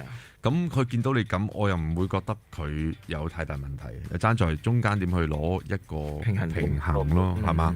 阿峰仲有冇其他嘢想問阿 Jo 啊？或者有冇？係咯，我就希望阿 Jo 可以放開佢嘅諗法啦。可能係家庭多個成員，未必係一個壞事咁樣咯。就係咁樣啦。多謝你嘅鼓勵。好啊，多謝你電話。咁啊，希望你都生活愉快啦嚇，即係唔同嘅需要都解決得到啦，好冇？OK， 多謝你電話，拜拜。好啦，咁啊，其實阿峰好有心啦，阿 Jo 即係打電話嚟同你，即係佢又唔係話勸導你嘅，俾個意見你啦。咁我自己都覺得係嘅，因為咧人生苦短啊嚇，而家數手指咁啊，都係你話82歲都行咗，都未夠一半嚇就。咁但係可能呢2年，如果再唔有另外一半，再過咗60，會唔會仲更加自己個關口難過咧？我又咁樣睇喎，即係我有時都即係後生嗰時都哇有個70幾同20幾結婚喎，幾 amazing。但係真係好少數嘅。唔係我可能或者我都係少數嗰啲。即係你而家目標係合眼緣嘅20幾歲嘅。咁啊唔係講笑，其實我覺得合眼緣咧就唔需要嘅。我幾驚話呢啲我哋唔收。唔係 Anita 喺度諗緊，究竟要點樣配對好咧 ？OK， 咁好啦，嗱，阿 Jo 現實啲啦，你講個年齡個 range， 咩歲數到咩歲數你係覺得即係對於你嚟講係最適合嘅 ？About 40咯。係。我覺得後生嗰啲我應接唔到啊！我覺得40以上會比較係 mature 啲嗰啲會比較舒服啲咯。但係又咁講喎，40歲女士未結婚，可能佢都本身即係潛在都有啲問題喎。呢個要同阿 Anita 問一問佢，請教下佢先啊。會唔會都係有咩情況咧？唔係㗎，有啲40歲未結婚咧係。可能係老師啊咁樣，或者離咗婚咧，離咗婚都係一個選擇。由細到大，可能都係女校長大啊，跟住咧又讀教育系，跟住咧就入咗學校教書，跟住學校流動性又低，咁所以就係一路都係咁樣啦。同埋有啲咧，佢可能係忙住追求一啲成就啊，係啊，又或者要考牌啊嗰啲嘢，咁所以就用咗好多時間喺嗰度。哇，其實咧有好多人咧40歲 keep 得好好啊，特別係嗰啲即係可能佢係教開書啊，做社工嗰啲，即係個樣係好純真啊，即係唔係話低 B 嗰隻純真，即係好皮膚啊，個樣係望落似30頭咁樣，咁所以一問之下先知原來40幾嘅男人。係，不過而家其實即係視覺年齡都好難。即係望落去個視覺年齡同實質年齡。我頭先笑咗一下，因為嗰個純真原來同皮膚掛鈎，跟住我就心諗死啦！我越嚟越邪惡啦咁樣。唔係，因為其實可能譬如話俾人大家感覺就純真，可能會偏向就係單純啲啦，係嘛？即係未必係城府咁深啦嚇。咁但係其實唔係嘅，即係可能純真得嚟，其實即係佢都好有學識啊，見識都好多嘅。即係 Anita 提到佢哋嘅會員裏邊嘅，即係好多唔同都有呢個類型嘅人嘅。我所知啊，佢嗰個皮膚狀態咧係，即係你個感覺係佢似出嚟做嘢冇耐嗰啲樣，即係個皮膚仲好好，跟住好似冇乜點樣飽歷經霜，係嗰類咁樣啊！跟住我仲會問佢，因為我會教佢哋化妝班㗎嘛。我話：哎呀，你啊啱啱畢業唔識化妝咧嗰啲，我真係試過咁樣問。跟住佢話：跟住點知道40歲？跟住佢哋咧仲要係眾目睽睽之下，佢唔敢公開嘅年齡啦。跟住我堅持係咁講，哇！你真係好後生，啱啱唔識化妝。嗱，你出嚟做人做事要點點點啊！佢教完佢一輪之後，先至跟住佢同你講阿妹，可能就大鑊啦。佢同你講阿妹呢啲嘢，我都唔知學咗幾耐啦。唔係啊，心諗 Anita 你同我嚟呢套，即係一望落去，其實都見到佢真係5張都嚟嘅咧。哇！你成有冇30歲頭啊 ？OK， 佢呢啲我平時去見客，通常都係咁講喎。見到啲 marketing 嗰啲女士啊，就哇！你啱啱出嚟做嘢咁樣，跟住嗰單生意咧，其實就好容易做到嘅。俾你知我套路添。係啊，咁好啦，咁啊，阿 Jo，呢個心結咧，我諗 Anita 要好好咁同你輔導一下係嘛？要打開個心結啊！我反而覺得佢自己 ready 先啦，因為陣間咧，如果佢未完全 ready 啦，跟住介紹咗個女士俾佢咧，咁佢又諗下啊，都係自己嗰個開心啲咁樣，咁所以我覺得其實佢係準備好會比較好啲係咪 Joshua？我覺得反而咧，佢限制自己嘅生活圈子，佢真係需要火花，即係愛情心理學咧講要有激情㗎嘛，你連接觸嗰人都冇激情，我要初戀啊！係啊，都冇火花碰撞，何來產生愛情咧？即係佢自己固步咗自封，或者佢唔係需要呢個狀態嘅愛情咧，因為隨住嗰個年紀，我覺得激情都唔係真係咁重要咯。會唔會啊？都係啊，我覺得係咪？係因為愛情都好多種啊。即係而家你其實拍嗰啲就大家都好面對一個目標，就係希望可以結婚。大家一齊生活落去，就相對阿 Tracy 或者激情應該都唔會，會少啲啊。我會覺得真係激情會少啲，但係反而覺得可能係同居啊，試下個狀態啊。咁我會覺得我真係比較開放啦，即係我覺得自己會係比較 enjoy。其實我又想問下你有冇同媽咪傾過呢個話題，或者調翻轉有冇同你講喂？結婚啦！你同我一齊住，我好開心。但係你可以結婚一齊，即係你帶翻嚟又係點樣？佢話早幾年都有催佢啊嘛。佢好笑㗎，佢會話嗱，不如咁啦，隔離如果有單位咧，你不如買隔離個單位一齊住。係咯，呢個都係好提議嚟㗎。佢都會有咁嘅，即係我覺得我媽咪都好 concern 呢一啲嘢嘅。咁你點樣回覆佢？我話好啊，咁咪唔緊要啦，有機會嘅有眼緣嘅咪開始下咯，咁樣咯。即係佢老人家當然啦，做父母嘅一定希望。即係圓滿㗎啦，對於佢哋嚟講係嘛？但係我又成日同佢講啦，唔好太過掛心咯。即係我會係呢樣嘢咯。OK， 好啊，我哋去廣告翻嚟，轉頭再傾。嗶哩吧啦，開大喇叭。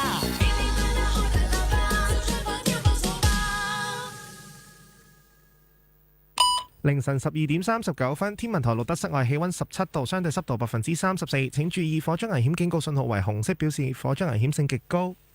我係兒童呼吸科邵嘉嘉醫生。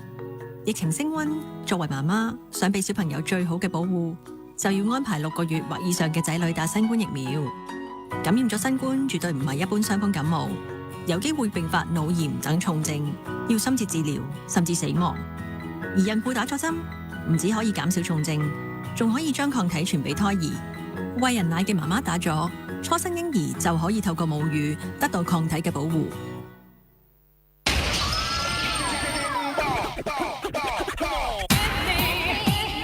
音樂新葉創造傳說，Hey Cool 先買後付平台呈現新城勁爆頒獎禮2022。大家好啊，我係中油美 Yumi， 勁爆新體驗，全新嘅元宇宙360度互動方式投票，下載 Air 應用程式，捕捉勁爆兵團就可以投選勁爆我撐歌曲，記得上真誠電台網站度投選埋勁爆我撐歌手同勁爆我撐新人啊！12月25號截止，記得投我一票啦！撐你心愛歌手，即刻投票啦！主辦新城資訊台，冠名贊助Hey Cool 先買後付平台，放債人牌照號碼15612022，中谷借錢梗要還，咪俾錢中介。白金贊助 HMVOD Aura Funky Cat 全新純電動車，金贊助六福珠寶信和集團，銀贊助寶達食品超市 Botek.HK Catalog 天然健康食品 Event X FMCG 閃購摩最大金鳳屈臣氏蒸餾水 Yankee 日型豐胸專門店新基科技美容中心數碼媒體策動新城動力新城勁爆流行榜12月份第3期勁爆本地幫我全新上榜嘅作品就喺呢一度。今年度樂壇女新人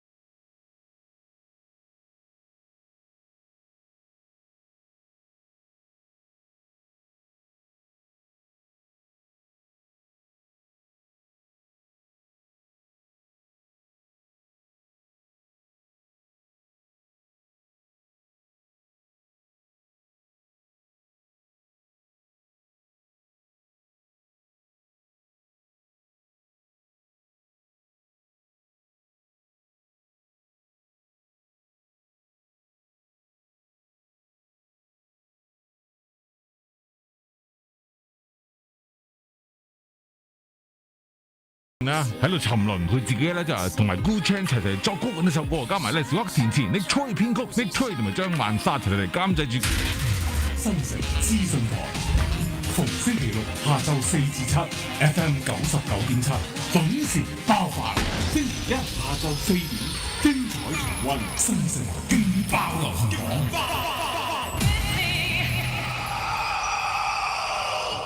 你話點就點啦，無論應援 fan chant、打氣祝福，亦或表達心意，而家都可以利用新城資訊台無縫音樂節目內全新付費點唱環節。你話點就點，將心聲送俾偶像、家人、朋友，以至全港聽眾，連 DJ 演繹嘅方式都可以由你話事。只要你登記成為 metroradio.com.hk 嘅會員，只需要點點心意價600蚊，點選你喜歡嘅歌，同埋講埋你嘅心聲。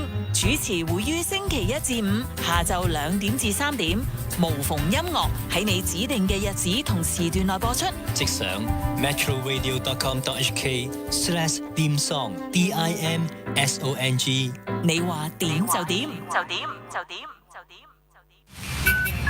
喂馬仔，星期日有咩搞啊？冇咩特別喎，有咩搞啊？喂，凌星，星期日做咩好啊？冇 idea 喎，你咧？咦，細倫，星期日得唔得閒啊？冇話得唔得嘅，你話事咯。咁就啱啦，星期日一齊做節目啦。咩節目啊？無限定，逢星期日傍晚6點到7點，新城資訊台無限定內容，無限定嘉賓，同你分享無限樂趣。星期日無限定，有我凌星，有我馬仔，有我細倫，仲有我 Michael Beat。星期日無限定。向前走，不停步。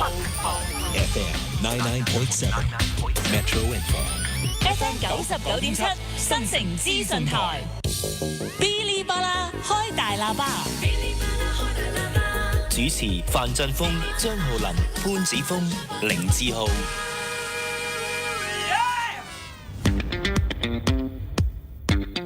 好啦，繼續翻嚟嗶哩吧啦。咁啊，頭先我哋聽咗個秘密喎，又唔算秘密嘅。咁啊，咪後咧同阿 Jo 傾偈，咁啊問佢中意咩類型嘅女仔啦。王菲喎，哇，係喎。咁啊，王菲就唔使講啦，型到不得了啦。咁啊，我啊即刻問咗阿 Jo 一個問題。咁如果你真係有個咁嘅女朋友，咁你會唔會孝順嗰2個字都擺低先咧？我諗要諗啊，唔係應該咁樣講 ，enjoy 個拍拖，跟住都係咁先嚇。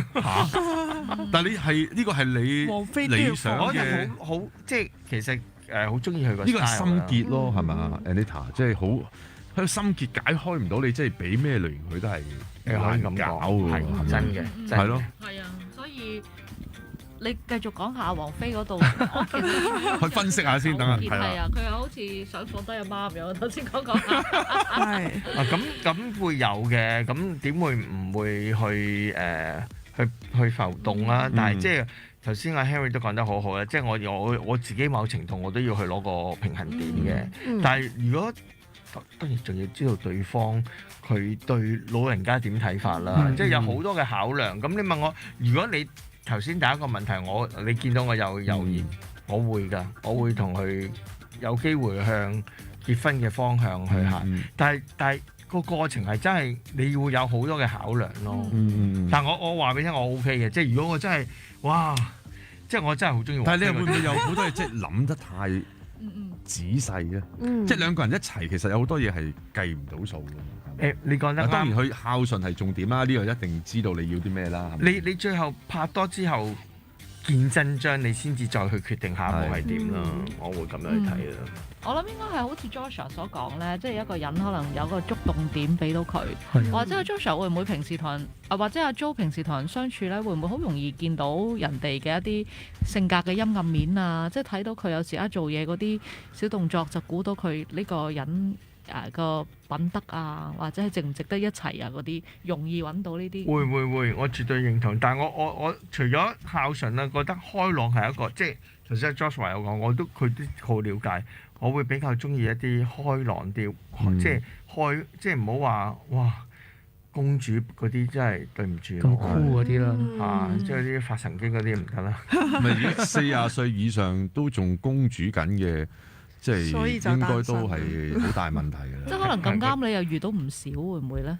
咁我又 OK 嘅，我當然我接觸好多人啦，即係我覺得即係其實都幾五花八門，但係你問我，我覺得始終有啲嘢有個距離咧，你會開心好多。但係你去到真係真章見肉嗰陣時咧，你就會有好多嘅考量。其實係好多考量。當然你撇除譬如話如果你唔講孝順，唔會諗住同你阿媽住 cut 晒呢啲嘢咧，你可能好 free，任何一個你都可以拍得住。即係我會咁樣去睇咯。所以我會比較enjoy拍拖。我想問下你講先。你係中意王菲啲咩特質，同埋你有冇啲曾經嘅女朋友係有嗰種特質㗎？當然冇啦，因為佢頭先話係期望理想嘅，一個偶像，一個期望，梗係希望有啦。但係呢個世界好難揾㗎嘛。可能王菲骨子裏都係好小鳥依人咧。佢唔啱嗰個感覺啊。小鳥依人啊，我都幾浪漫嘅，其實我都好中意個女仔係有咁嘅 style 嘅，即係我都幾中意呢樣嘢。其實你始終你都係現實生活同你幻想係兩件事嚟嘅咯。咁啊 Joshua，你作為即係導師啦九型人格，你有啲咩意見俾阿 Jo 咧？即係喺佢而家嘅情況 situation。阿 Jo 已經講咗啦，佢話中意拍拖嘛。其實唔好諗結婚先。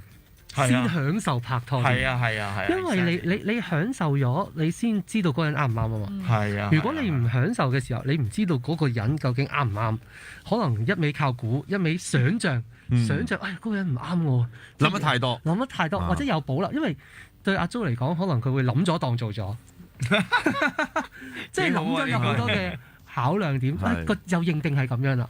但係可能對佢嚟講，我會覺得佢已經俾咗好多牽涉，就拍拖冇問題。所以咪就拍拖。其實都係㗎，係啊 ，Anita。我想問下阿 Jo 咧，譬如你哋呢啲個年紀啦，即係黃昏戀㗎，咁咧係譬如識到班 friend 咧，點樣去揾當中嗰啲單身人士？睇下係即係好似應該好似我識你咁樣啦，都以為你係即係兒孫滿堂嗰啲啊嘛。坦白講都係嘅，即係你感覺下啦。咁譬如你哋喺嗰堆圈子當中，點樣揾你嘅同路人呢？我會咁樣去睇啦，最緊要係你會睇佢一啲行為啦，或者佢對人處事嘅態度啦。咁呢個係一個最低嘅考量點嚟嘅，我覺得。如果連呢樣嘢你都睇唔到，你即係你真係唔會話真係一見鍾情，就係你就算中意對方，你都會埋身去睇下佢嗰個 behaviour 係點，即係佢嘅性格或者係點樣。我會咁樣睇。咁譬如你話一班人去玩嘅。